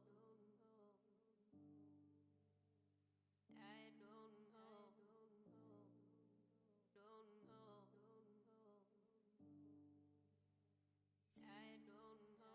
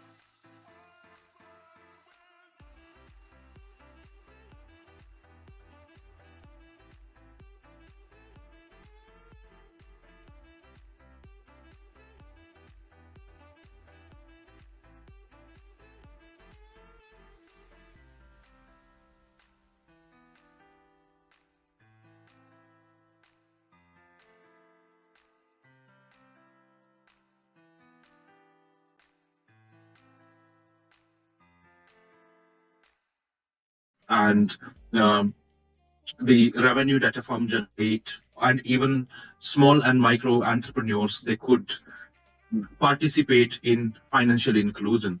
So digital infrastructure have been really helpful, which is still growing. And this has brought more transparency in calculating the total income as well as calculating the tax. Ma'am, anything specific that I can add to? We leave it to you, sir. We know that you're an expert in this field. That's why we Okay. Well, my research, okay, I'm a research professor of business management. My area is digital strategies. So primarily, if you ask me, I may not be able to relate it much with the tax, but I can definitely speak about digital infrastructure, digital knowledge, digital resources, how this has brought the overall strategic response in terms of digitalization, which cannot be divorced from the tax and finance all across the world. So what I do is my research focus is on how digital infrastructure is developed. When we speak about digital infrastructure, it creates the overall application development and the knowledge creation in that particular economy, where people are more trained in using the digital processes, digital applications, digital banking applications, to making transactions through the apps, and they know that what the payment gateways are. There are payment gateways always that are being built with these applications. So when an economy develops digital infrastructure, they'll have to simultaneously focus on the education of people, means knowledge generation, and that's bring the inclusivity. Then when we talk about digital knowledge and infrastructure, it brought more digital resources. So digital resources in terms of more training programs available, more avenues of learning. For example, when we talk about digitalization, this is not infused only in one part of the economy, or say one sector. It has to go simultaneously to various sectors. As you see that there are online shopping apps, e-commerce apps, from where people hands-on or learn slowly, gradually from the digital economy initiatives. At the same time, education is also there. So they also learn from the online education, they hands-on there. There is also information available. So there are various information sources through which they learn. There are also entertainment sources. If you see all the applications, all the entertainment and media houses, whether it is Amazon Prime or it is Netflix, these are also available. So they also gain their digital knowledge from there. And there are also many other peripheral or say third parties from where they keep on getting knowledge. So when in any economy the digital infrastructure is developed, it is developed from the engagement that comes from different sectors. If we specifically talk about the financial sectors, in financial sector, it comes from the payment gateways using more banking apps and apps that are provided by financial institutions. But there also need to be developed the protocol, the gateways, the security, safety, and it brings to service optimizations.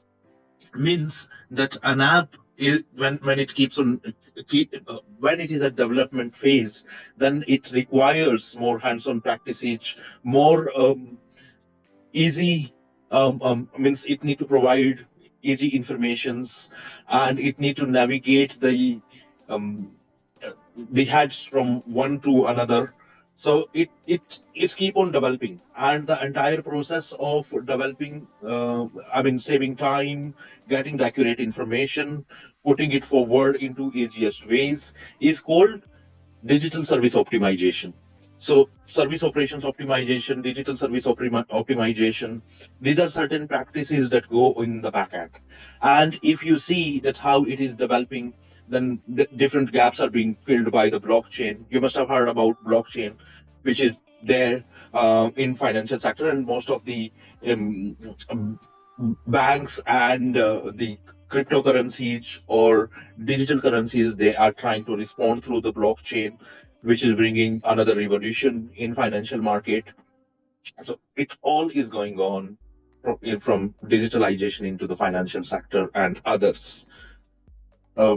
If anybody have any specific question related to digital infrastructure, digital knowledge, digital resources, I can specifically talk about these three things because my research is more related to these three. Yeah, you can go ahead, Professor. Like we would do the summary towards the end, and the add-ons will be added if anything to be added to yours. If anybody would like to contribute, they would add on there. No issues. Okay.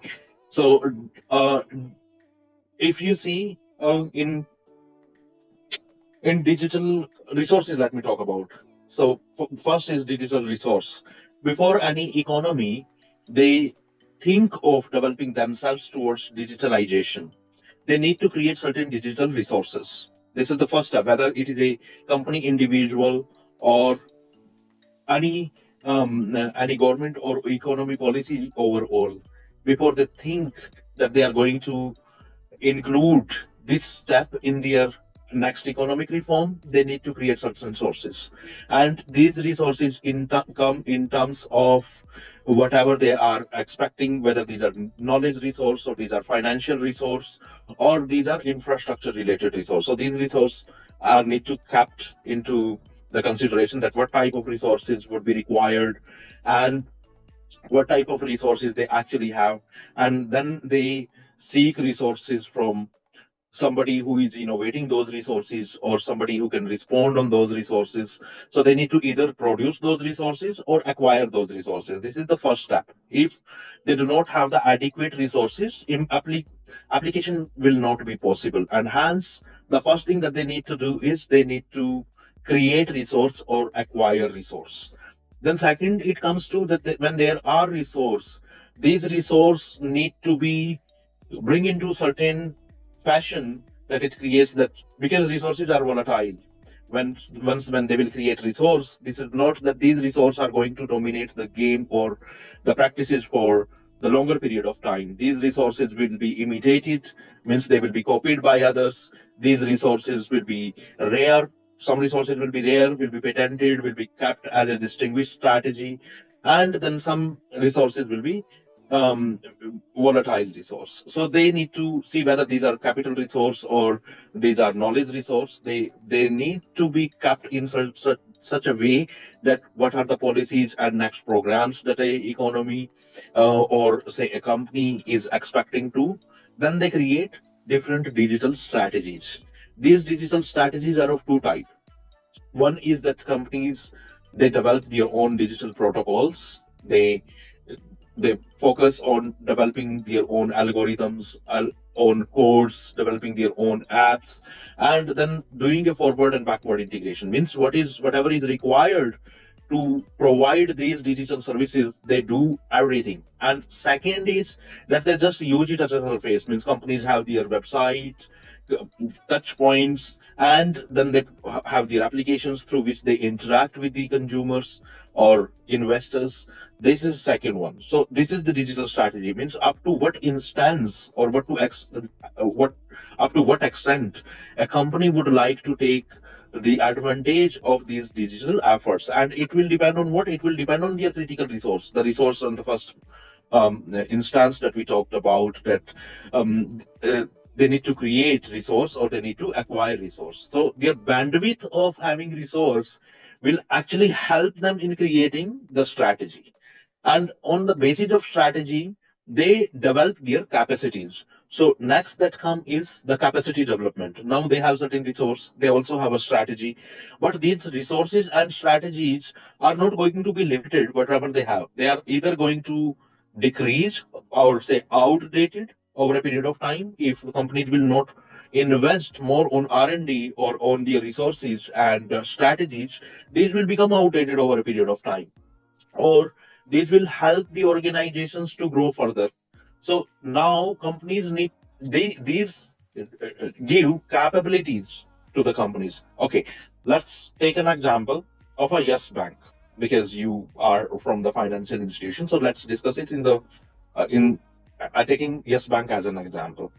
Now, Yes Bank was a traditional bank, and traditional bank is getting digitalized. So first, what they need, if they would like to offer online banking to the consumers and different consumer touch to use digital banking, means tap to the card, usage of the credit card, usage of the debit card, using Yes Bank application.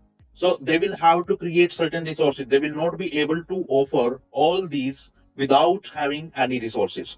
So the first thing that they need to create is digital resources to create different touch point to the consumers. Now, what second they will do is they will decide the strategy, what they will offer, what they will not offer, what type of transactions can be done, who is going to be their payment gateway, whether they choose Visa or they choose uh, a MasterCard or Mistro. So these are payment gateways, or they choose to PayPal. So these are payment gateways. So which payment gateway they build, or they build their own payment gateway.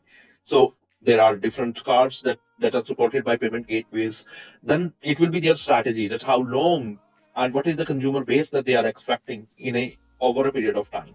And then third, to develop their capacities, what they will offer, they will keep on strengthening their applications. They will keep on using that service optimization on their application that we were talking about, that they keep on learning from their experiences, and they will keep on indulging more practices to make their applications smoother, to have a larger consumer base, to onboarding different other platforms who will come and offer their products and services to their cards. For example, getting a movie ticket free weekly if spending is automatically calculated or suggested, forecasted for the next month, where consumers can actually estimate their financial projections. So this is one example into the banking sector. If you see the different blockchain models that are there in finance, whether this is MetaMask or it is Binance, there are different models in these.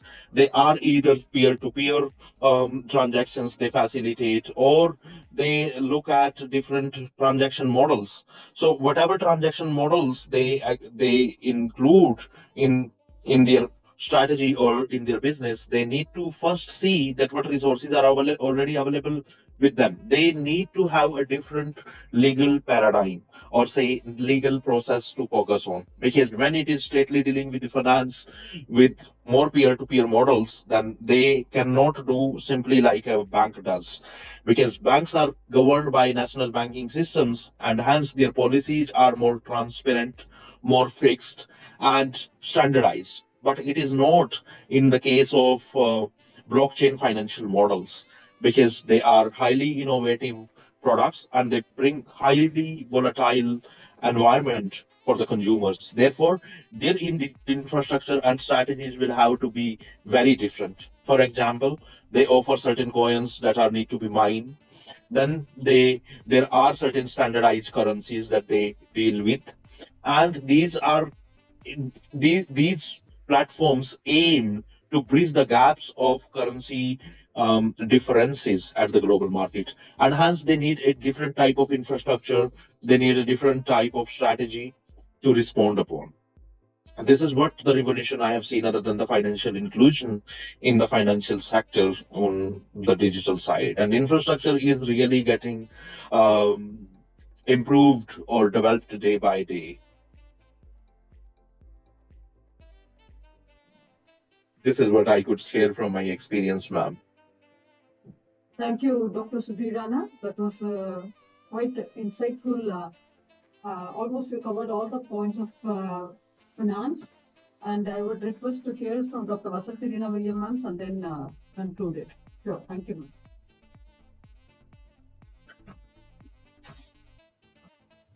ma'am. Thank you, Professor Sudhir Rana. Digital infrastructure bringing transparency in the Indian taxation system is very much seen. Yes, it brings inclusivity, and the government has initiated inclusivity among the street vendors as well, encouraging them to use digital transactions to streamline the unorganized retail sector. Thank you so much for your detailed talk on knowledge sharing on digital infrastructure. Thank you so much. Please, ma'am. Thank you so much. And I'm sorry for inconvenience on for kept you waiting, and so. No, it's fine. It's perfectly fine because I know like you wanted to join the last minute, but still we were really very keen to hear it from you. That's why we just gave this opportunity. Sure. Thank you. Thank you, Thank you, Doctor. ma'am. Thank you so Well, much, ma'am. adding on to this is, well, to conclude the whole session, the digitalization of the economy, that is, combating the significant tax challenges, primarily related to international taxation of multinational enterprises, that is MNEs, and allocation of profits between jurisdictions. This is never met with. These are two pans in the balance. And to raise this, to balance this, this has been given importance. When this is given importance, the other one is going down. To maintain this balance, thereby, which is getting affected, is the ecosystem. You know, like this just goes on, and we are talking about reaching it by 2030, which is quite not far away. 5 years will just fly like this. And where are we exactly? Well, to do that, what should we know to address the challenges exactly that as OECD and G20's inclusive framework has developed two pillar solutions for it. The pillar one is the focus on the reallocation of the profits which are met to the market jurisdictions, while the pillar two established the global minimum tax rate of 15% throughout. So that every country, as you know, it's not like you're coming to India, or your tax percentage is this, and then you're coming to other country, the other country has something. It's not like that. We are trying to put it up to the global minimum tax rate of 15%. How many of you feel that this is achievable? It's a big question. Well, we leave it open there because it goes on the controversy is part of it. Then when going in detail with the reallocation of profits, the challenge is that the traditional tax rules struggle to keep up with the shift of the value creation and leading to the potential profit shifting from low tax jurisdictions. Thereby, pillar one, that is this, aims to ensure the market jurisdictions where the customers are located, we are coming to the local community, having a right to tax a portion of the profits generated by these MNEs, even if they don't have the physical presence in their host markets. Thereby, in other words, in simple words, it precisely, tax is universal. If you're doing business, if you're getting some profit, then pay tax. Fellas. So, next is that the mechanism of like giving examples of nexus rules, like define the circumstances under which the market jurisdiction can tax the profits on the MNEs. We can always refer to the nexus rules. Profit allocation, it will determine how much MNE's profit should be allocated to the market according to the local jurisdiction, and the dispute resolution. So everything goes on fine, everybody's happy. But when it comes to disputes exactly between the countries regarding the profit allocation, especially when involving with the global imports and exports, this norm should be mandatory. So with the global minimum tax, which is involved with the current international tax system, which allows the MNEs to shift from profits to the low tax jurisdictions, eroding the tax basis, which will potentially undermine the fairness of the tax system involved. So, the pillar two that we're talking about, that the global minimum tax introduced with the rate of 15% on the profits of the large MNEs, and the global rules, a centralized, coordinated taxation system. Imagine, please try to imagine this with me so that you get the feel of it, that impose a top-up of the tax of the profits arising in the jurisdiction, whatever the effective tax rate is below the minimum rate, subjecting to the tax rules which are involved in it, so that you can arrive at a treaty or a contract, and so it will project a right of developing the countries to tax certain intergroup payments, ensuring that these payments are not subject to the nominal corporate world, but to the income tax rates below the minimum rate as well. So the key considerations of the ongoing work or the implementation of these two pillar solutions, which are quite complex in their own way, requires a coordinated implementation by the participating countries. Thereby, PwC has conducted an economic impact assessment as well for these proposals, which will be very crucial for understanding the effects of the tax revenues in the economy. And the ongoing work with OECD and G20's inclusive framework is that our role is that basically to create awareness, to create knowledge, to share the best practices of this digital economy and the challenges which are involved in it. So thereby, that's what is the whole thing, if you allow me to add on to Dr. Sudhir. Thank you so much, Dr. Sudhir. Definitely. Well, we have come to the closure of the session as such. Definitely these, one thing is quite evident, what is required is a knowledge sharing is a key thing, which is a total important thing. That is on a global forum like this, the request for the transparency and the exchange of the information of exactly the taxes or the tax nuances or the tax, whichever way that we call it. Purposes is an international organization that definitely should be established, which will promote tax transparency in the exchange of information between the tax authorities and the countries, and the tax evasion and avoidance could be handled in a much more easier way. That's what we think about. And then talking about green finance, so many of us, I think every single speaker has touched about the green finance part of it. Well, we do agree with that. Like it combat climatic adaptation. It comes to the climatic addressing the challenges which are involved in it. As such, with the green finance and with the renewable energy, with the energy efficiency practices, environmental friendly initiatives with the ecosystems and the sustainable projects involved, creating an environmental impact on conserving the natural resources, reducing greenhouse gas emissions, promoting sustainable land use, etc. With the job creation in fold, with the scalability of the green finance, which meet the growing demand of the sustainable projects, with the standardization of the green finance instruments, reporting to the frameworks that is essential. And the last but not the least one, which cannot be compromised or which should be either complaced, is that the green finance requires effective risk management strategies to mitigate the potential risks which are involved in it. When it is with the renewable, whether it is renewable energy or the energy efficiency projects or sustainable infrastructure, these financial solutions for the sustainable projects will definitely play a crucial role in promoting the environmental friendly initiative and supporting a low carbon economy. I think there we have got the takeaways for today. With that, we come to the end of the session. Yes, Dr. Vasantirina Williams, over to you to add on the final thoughts in the current.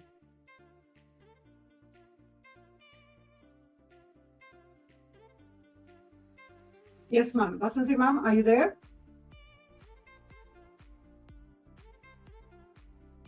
I think we've lost Vasanti, ma'am, there. Sorry about it. Yes, Dr. Delton, would you like to add on there, please? Oh, thank you very much. Just a few words to say how important is this international One Planet cabinet, the discussion of these issues, especially about green economies, green environment. As I said before, I believe the planet Earth still can be saved, and I think it's possible. It's possible, and environment and sustainability and economic development can work together. So thank you so much to be among you all. Ours a great pleasure. Ours always listening and learning. Thank you. Namaste. Namaste. Thank you. Thank you so much. Dr. Elena Boswick, please. Oh, my dear. Wonderful conference. Wonderful. Organization, excellent. Excellent. Together. Scientific team, education team, love it. Thank you. Thank you, my dear professor. Thank you. Thank you. Thank you very much. Thank you. Thank you. See you again. See you. Yeah. See you again next Sunday. Sure. Thank you. Thank you so much. Thank you, Sarah. Thank you. Thank you. Thank you. Definitely. We have come to the end of the session. And as you know, definitely we believe in one thing, as coming together is only a process. Working together, staying together is coming together is only a beginning. Staying together is a process. Working together is success. So let's collaborate, start working together so that as Professor Dr. Dilton was mentioning, it is possible to save this planet Earth, and let's put our heart, mind and soul together to just in this initiative, definitely, and we'll take it forward. Yes, son. Krisha, would you like to add on there, please? It was really inspiring for me to be here today, and I would like to thank you all for your gracious presence and valuable contributions. This meeting was enriching for me, and I took very much of inspiring thoughts that would lead me to more and more contributions to the society. Thank you, everyone, once again. Thank you. Thank you, dear. You were really awesome and you really took it on your shoulders. And we are so happy to have you. Thank you. Thank you so much. Yes, Dr. Vasanthi Reena Williams. Yes, your turn now to add on. I think I don't have to add anything because you've covered up everything. And I'm so happy that I'm part of this because every time there's a lot of knowledge sharing. I congratulate the young entrepreneur and also Shri Krisha Ram. You've been so cute and very nice. Please take it forward. Thank you, ma'am. It was a pleasure to be here today, ma'am. Thank you. So we would like to have you next week also. Thank you so much. Yes, Dr. Padma Priya. Dr. Padma Priya, ma'am, please. It was a wonderful experience which we have shared, and it was a good initiative to be in streamlined to be what you have said of the two pillar. Maybe the two pillar has been get executed. It has been get a whole transparency trade to all the country. And thank you so much, and thank you so much for this opportunity to deliver the part of this tax environment. And thank you so much, and thank our management, Dr. India Education Research Institute. Thank you so much. Thank you, ma'am. Thank you so much. So that was really a wonderful session. On that note, let's together thank our community partners, GSFN Global Sustainable Futures, International Internship University, University of Creativity and Research, IGEN, Institution of Green Engineers, Good Vision Seva Trust. Thank you. IGEN Global, thank you. Amity University Dubai, SRM Group with SRM Engineering College and Eshwar Engineering College, SRM Valliammai Engineering College, thank you so much. SRM and Sairam Group of Institutions with Sairam Engineering College and all the other group of institutions, and Dr. MGR Education Research Institute, Sri Eshwar College of Engineering, St. Xavier's College of Engineering, Eshwar College of Engineering, and Jain Institute of Engineering, GRACIAS Legacy Foundation, Sustainable Futures for Peace and Hope. Thank you so much. Universal Human Values and Greenbrigade. On that note, we come to the end of the session until we meet again for the next Sunday on the topic. And so it's so nice and we feel so awesome that we have covered two P's so far. That is, planet is over, prosperity is over. Now we are moving to people. And we are starting with the culture. That's what is the next week topic. Celebrate the world's heritage with the culture and tourism. So it's going to be great, I think, because the topic itself is bringing so much of smile on all our faces. So definitely, I'm so excited to meet you all in the next session as well. Thank you. Thank you so much. Thanks for all the wonderful support. And also, last but not the least, definitely our wonderful speakers for today, starting from Dr. Benedicta and Dr. Mamta Chawla, I think we minister for the session, Dr. Elena Bošković, Dr. Delphine Ribeiro, Dr. Anjum Qureshi, Dr. Charles, and I think Kavyashri was a student there. Thank you so much. And are we missing out anybody? Yes, I think Rodri. Reverend Jeffrey. Reverend Jeffrey was a wonderful speaker there again. Thank you so much. And with all your support, the session has come to a closure. Thank you. And our great moderators, Dr. Vasanthi Reena Williams, Dr. Charles, and also Dr. Tanujaman. Thank you so much. Until we meet again for next week, it's bye from all of us here. Thank you. Thank you, ma'am. Thank you, dear. Thanks for the wonderful host, Sri Krishna, again. I told you, we're going to have you next week as well. Thank you. And the backstage heroes, our Niranjan and Kapil. Thank you. Welcome, ma'am. Thank you.